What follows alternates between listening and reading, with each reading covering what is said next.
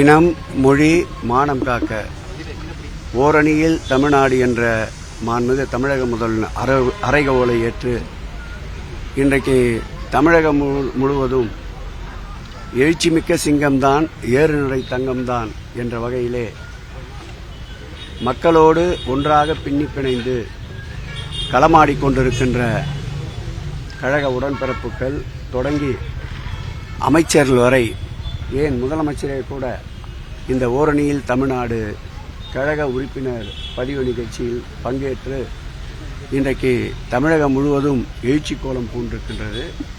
45 நாட்கள் இலக்கு என்று நிர்ணயித்த இந்த பணி என்பது தொடர்ந்து நடைபெறும்.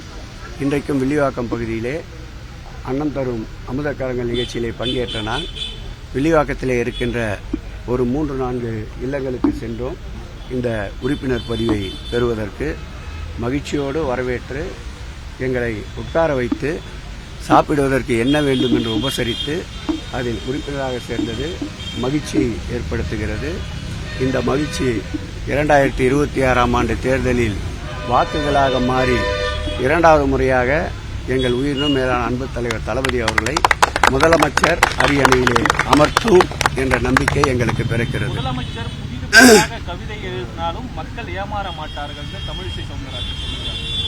தமிழிசை கவிதையிலே மக்கள் ஏமாறாததால் தான் அவர் எந்தெந்த தேர்தலை எல்லாம் சந்திக்கின்றாரோ அத்தனை தேர்தலிலும் மக்கள் அவருக்கு தோல்வியே பரிசாக தந்து கொண்டிருக்கின்றார்கள். நான் ஒரு புதிய கவிதையை அவர்களுக்கு உரித்தாக்குகிறேன். தோல்வியின் முகமே தமிழிசையே, எங்கள் அக்காவே வருக. திமுக ஓரணியில் தமிழ்நாடு திட்டம் தொடங்கியிருக்கீங்க.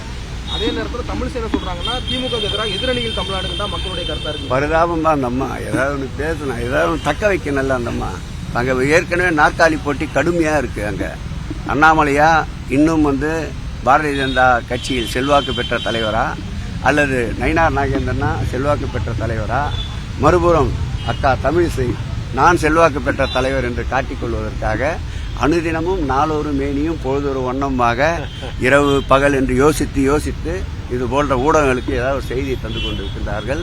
அதை நாம் பெரிதாக எடுத்துக்கொள்ள வேண்டிய அவசியமில்லை.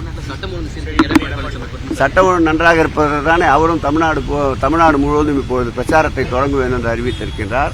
அது சட்டம் ஒழுங்கு சரியாக இருப்பதால் தானே அவர் வாயில் வந்ததையெல்லாம் உளறி கொட்டி கொண்டிருக்கின்றார். சட்டம் ஒழுங்கு சரியாக இருப்பதால் தானே அவருக்கு எந்த விதமான பாதிப்பும் ஏற்படாது என்பதால் தானே அவர் என்ன நினைத்தாலும் அதை பேசிக் கொண்டிருக்கின்றார்.